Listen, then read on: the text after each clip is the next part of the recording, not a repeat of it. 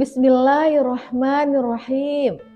Assalamualaikum warahmatullahi wabarakatuh. Alhamdulillahilladzi arsala rasulahu bil huda wa dinil haqq liyudhhirahu 'alad dini kulli walau karihal musyrikun. Asyhadu an la ilaha illallah wahdahu la syarikalah wa asyhadu anna Muhammadan abduhu wa rasuluh. Allahumma salli wa sallim wa barik ala habibina Muhammadin wa ala alihi wa sahbihi wa man tabi'ahum bi ihsanin ila yaumiddin. Amma ba'du. A'udzu billahi minasyaitonir rajim. Bismillahirrahmanirrahim. Ya ayyuhalladzina amanu taqullaha haqqa tuqatih wa la tamutunna illa wa antum muslimun. Ma'asyiral muslimin rahimakumullah. Sebagai hamba Allah yang beriman, marilah kita panjatkan puja dan syukur atas kehadirat Allah Subhanahu wa taala yang telah memberikan kekuatan iman, Islam, serta kesehatan lahir dan batin kepada kita semua. Sehingga kita dapat berkumpul dalam ruang virtual ini dalam rangka thalabul ilmi sebagai bentuk penghambaan diri kepada Allah Subhanahu wa taala. Semoga puasa Ramadan kita senantiasa diberikan kelancaran dan keberkahan oleh Allah Subhanahu wa taala. Amin ya rabbal alamin. Salawat teriring salam tidak lupa kita haturkan kepada junjungan kita Nabi Allah Agung Allah Muhammad sallallahu alaihi wasallam yang telah mengantarkan Muhammad umat manusia dari peradaban hidup jahiliyah menuju pada peradaban hidup modern yang penuh dengan kemajuan ilmu pengetahuan dan teknologi seperti yang kita rasakan pada saat ini. Semoga kita semua termasuk umatnya yang istiqomah dan mendapatkan syafaatnya di hari akhirat kelak. Pada kesempatan yang mulia ini, perkenankanlah pemateri menyampaikan kultum kisah sahabat yang membuat Rasulullah Shallallahu Alaihi Wasallam menangis. Ma'asyiral muslimin rahimakumullah. Al-Kisah Abu Dujanah Simak bin Kharasah merupakan salah satu sahabat Nabi Muhammad Sallallahu Alaihi Wasallam yang sangat taat pada Allah Subhanahu wa taala. Pria yang berasal dari kabilah Khazraj ini hidup serba kekurangan. Kisah hidupnya membekas di hati Rasulullah. Bahkan Rasulullah pernah menangis setelah mendengar cerita kelaparan yang dialami keluarga Abu Dujanah. Suatu hari Rasulullah menegur Abu Dujanah karena setiap usai menjalankan ibadah sholat subuh berjamaah, dia langsung pulang ke rumah. Abu Dujanah tak pernah menunggu pembacaan doa yang dipanjatkan Rasulullah hingga selesai. Hai, apakah kamu tidak punya permintaan yang perlu kamu sampaikan kepada Allah Subhanahu wa taala? Sehingga kamu tidak pernah menungguku selesai berdoa. Kenapa kamu buru-buru pulang begitu?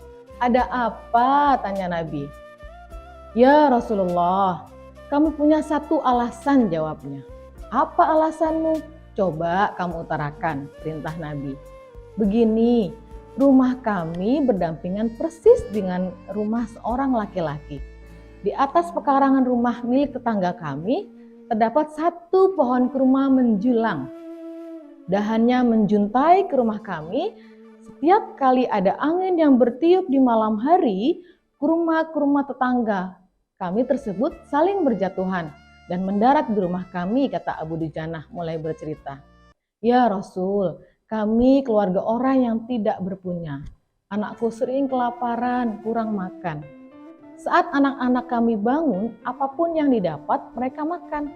Oleh karena itu, setelah selesai sholat, kami bergegas segera pulang sebelum anak-anak kami tersebut terbangun dari tidurnya. Kami kumpulkan kurma-kurma milik tetangga kami tersebut yang berceceran di rumah. Lalu kami berikan kepada pemiliknya, sambungnya. Abu Dujanah melanjutkan, suatu saat kami terlambat pulang ke rumah. Anaknya terbangun dan menemukan kurma tetangga yang jatuh dari pohonnya. Tak menunggu lama, sang anak langsung memakan kurma tersebut. Mata kepala saya sendiri yang menyaksikan. Nampak ia sedang mengunyah kurma basah di dalam mulutnya. Ia habis memungut kurma yang telah jatuh di rumah kami semalam. Mengetahui itu, lalu jari-jari tangan kami masukkan ke mulut anak-anakku. Kami keluarkan apapun yang ada di sana, jelasnya. Abu Dujana tak pernah membiarkan anaknya memakan kurma milik orang lain. Dia tak ingin makanan haram itu menyebabkan keluarganya mendapat siksaan yang pedih di akhirat kelak. Kami katakan, "Nak, jangan kau pemalukan ayahmu ini di akhirat kelak." Anakku menangis, kedua pasang kelopak matanya mengalirkan air karena sangat kelaparan. "Wahai baginda, kami katakan kepada anakku, hingga nyawamu lepas pun, aku tidak akan rela meninggalkan harta haram dalam perutmu. Seluruh isi perut yang haram itu dan akan aku keluarkan dan akan aku kembalikan bersama kurma-kurma yang lain kepada pemiliknya yang berhak." Pandangan mata Rasulullah langsung berkaca-kaca mendengar pengakuan Abu Dujana. Butiran air mata mulianya berderai begitu deras. Rasulullah mulai mencari tahu siapa sebenarnya pemilik pohon kurma yang dimaksud Abu Dujana. Abu Dujana pun menjelaskan, pohon kurma tersebut milik seorang laki-laki munafik. Tanpa basa-basi, Nabi Muhammad SAW mengundang pemilik pohon kurma. Rasulullah menawar pohon kurma dengan harga yang sangat tinggi. "Bisakah jika aku meminta kamu menjual pohon kurma yang kamu miliki itu? Aku akan membelinya dengan 10 kali lipat dari pohon kurma itu sendiri." Pohonnya tersebut terbuat dari batu zamrud berwarna biru diserami dengan emas merah. Tangkainya dari mutiara yang putih. Di situ tersedia bidadari yang cantik jelita sesuai dengan hitungan buah kurma yang ada, kata Rasulullah. Pria munafik itu lantas menjawab dengan tegas, "Saya tak pernah berdagang dengan memakan sistem jatuh tempo. Saya tidak mau menjual apapun kecuali dengan uang kontan dan tidak pakai janji kapan-kapan." Tiba-tiba Abu Bakar As-Siddiq datang. Ia menegaskan langsung melunasi pembayaran pohon kurma tersebut. "Ya sudah, aku beli dengan 10 kali lipat dari tumbuhan kurma milik Pak Fulan yang varietesnya tidak ada di kota ini. Lebih bagus jenisnya," ujar Abu Bakar. Pria munafik tersebut sangat kegirangan. Dia akhirnya menyerahkan pohon kurma secara simbolis kepada Abu Bakar. Selanjutnya, Abu Bakar menyerahkan pohon kurma tersebut kepada Abu Dujana.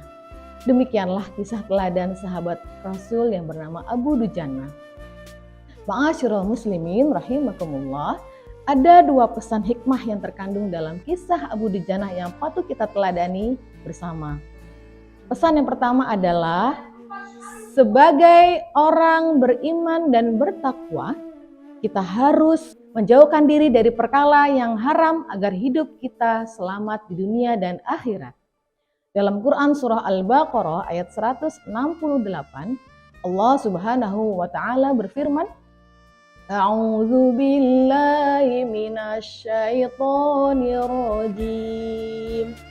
Bismillahirrahmanirrahim. Ya ayyuhan nasu kulu mimma fil ardi halalan thayyiban wa la tattabi'u khutuwatis syaitan. Innahu lakum aduwwum mubin." Al-ayah artinya, wahai manusia, makanlah dari makanan yang halal dan baik yang terdapat di bumi, dan jangan kamu mengikuti langkah-langkah setan. Sungguh, setan itu musuh yang nyata bagimu. Adapun pesan hikmah yang kedua adalah kita harus senantiasa bersikap jujur agar hidup kita bahagia. Rasulullah SAW bersabda, "Hendaklah kalian senantiasa berlaku jujur, karena sesungguhnya Kejujuran akan mengantarkan pada kebaikan dan sesungguhnya kebaikan akan mengantarkan pada surga. Jika seseorang senantiasa berlaku jujur dan berusaha untuk jujur, maka dia akan dicatat di sisi Allah sebagai orang yang jujur. Hadis riwayat Muslim. Demikianlah kultum Ramadan yang bisa disampaikan. Semoga kisah sahabat Rasul Abu Dujannah bisa memberikan ibrah kebaikan untuk kita teladani dalam kegiatan kehidupan sehari-hari. Khususnya di bulan suci Ramadan yang penuh berkah dan mulia ini. Dan semoga Allah mampukan kita menjadi pribadi yang lebih baik lagi hingga rahmat dan kasih sayang Allah senantiasa tercurah untuk kita semua. Mohon maaf jika ada hal-hal kurang berkenan. Wallahu muwaffiq ila aqwamit thoriq. Ada satu pantun, sore-sore mandi di kali. Ada titik habislah sudah. Cukup sekian kultum kali ini. Semoga bermanfaat dan membawa berkah. Terima kasih. Dan mohon maaf lahir batin. Assalamualaikum warahmatullahi wabarakatuh.